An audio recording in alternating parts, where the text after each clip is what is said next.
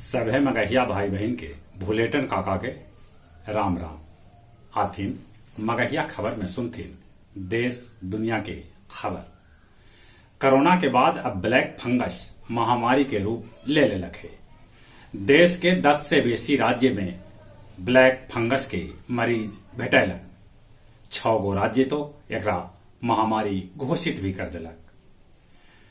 माकप्पा नेता पिनराई विजयन दोसर बेर लेलन केरल में मुख्यमंत्री पद के शपथ। पिछलका एक बछर में एलपीजी 286 रुपया, कड़ुआ तेल 80 रुपया और दाल औसतन 30 रुपया महंगा हो गए। डीजल और पेट्रोल के तो हालत सब कोई देखते हथिन। प्रधानमंत्री नरेंद्र मोदी कल डीएम सभे से बातचीत में कहलन कि कोरोना छने छने अपन रूप बदल रहा है। हवा में भी 10 मीटर तक फैल सका है कोरोना वायरस, ऐसा स्वास्थ्य कर्मी और वैज्ञानिक कह रहा है। 24 घंटा में अपन देश में भेटैलन 2,59,591 कोरोना संक्रमित। पिछलका 24 घंटा में 4,209 कोरोना संक्रमित के मौत के भी खबर है। अपन राज्य बिहार में पिछलका 24 घंटा में 5,871 कोरोना संक्रमित भेटैलन, तब 98 आदमी के मौत के भी खबर है। बिहार के 70% कोरोना टीकाकरण केंद्र अब गांव में बनावल जाए। फतुहा में पुनपुन नदी पर बनल अंग्रेज के जमाना के लोहा पुल तेज बारिश में ध्वस्त हो गए। एगो ट्रक भी दुर्घटनाग्रस्त हो गए। ई पुल के निर्माण 127 बछर पहले 1894 में अंग्रेज करवैलन है।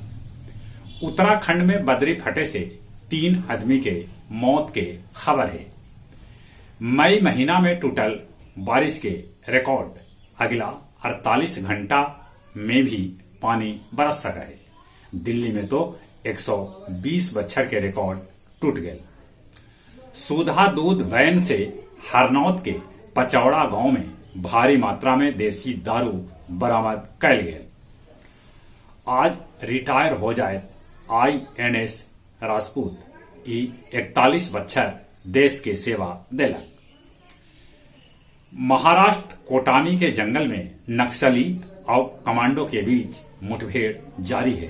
13 को नक्सली के मरे के भी खबर है। पंजाब के मोगा में देर रात एगो MiG-21 दुर्घटनाग्रस्त हो गए।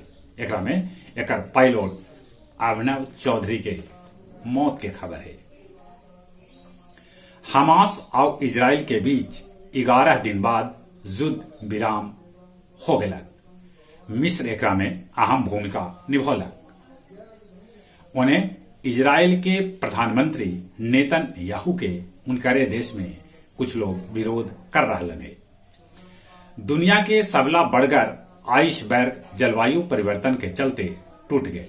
एक आकार 4,320 वर्ग किलोमीटर हल। चीनी रोवर मंगल ग्रह से भेजल पहल बेर तस्वीर। कोरोना के टीका बनावे वाला दुनिया के 9 गो कंपनी के मालिक अरबपति बन गए। 2 दिन में गया में होल 15.2 मिलीमीटर बारिश के चलते ईटा भट्ठा के मालिक के होल ढेरे नुकसान। कोच के पांडे पोखर गांव में डाइन बता के एगो महिला के पीटल गए। सीता कुंड के रामायण सर्किट से जोड़े के मांग कर रहलन है गया वासी। शहीद भगत सिंह यूथ ब्रिगेड के युवा सभे खुल के कोरोना संक्रमण काल में कर रहलन है रक्तदान। पिछलका 2 महीना में 86 युवा कैलन गया जी में रक्तदान। एकरा में सोनी कुमार वर्मा, ऋषि मुनि, सागर सेठ, सुधीर सिंह, शुभम आनंद, विजय कंधवे, राकेश सिन्हा और शहाब अख्तर के भूमिका अहम है। कोरोना के चलते शादी ब्याह में लोग जाए से कतरा रहलन है। ऐसे भी प्रशासन एगो शादी समारोह में 20 से 25 आदमी के शामिल करे के घोषणा कैलक है। अब कुछ खेल के समाचार। श्रीलंका दौरा पर भारतीय क्रिकेट टीम के मुख्य कोच राहुल द्रविड़ होता।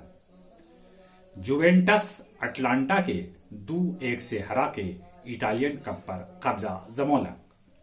पीएसजी मोनाको के 2-0 से हरा के फ्रेंच कप ट्रॉफी जीतल। पाक क्रिकेट लीग के बाकी मचल मैच अब आबू धाबी में खेलल जाए। T20 विश्व कप भारत में न होके कहूं और होवे ऐसा ढेरे खिलाड़ी मांग कर रहा है। विश्व टेस्ट चैंपियनशिप के फाइनल जे भारत और न्यूजीलैंड के बीच हुए, एकरा में 4000 दर्शक मौजूद रहता। जहां तक मौसम के सवाल है, अभी आसमान में बदरी है। 48 घंटा कहल जा रहा है कि पानी बरस सका है। उन्हें बंगाल के खाड़ी में भी कम दबाव के चलते चक्रवात बनी थे। कोरोना से बचे ले मुंह और नाक पर मास्क लगाते, सोशल डिस्टेंसिंग के पालन करते और बाहर से घरे आयला पर नीमन से हाथ साबुन से धोते। ऐसे भी दिन में 5 बार हाथ धोते, कोरोना टीका लगवाते और चले चले एक बार फिर से अपने सभी के बुलेटिन काका के राम राम।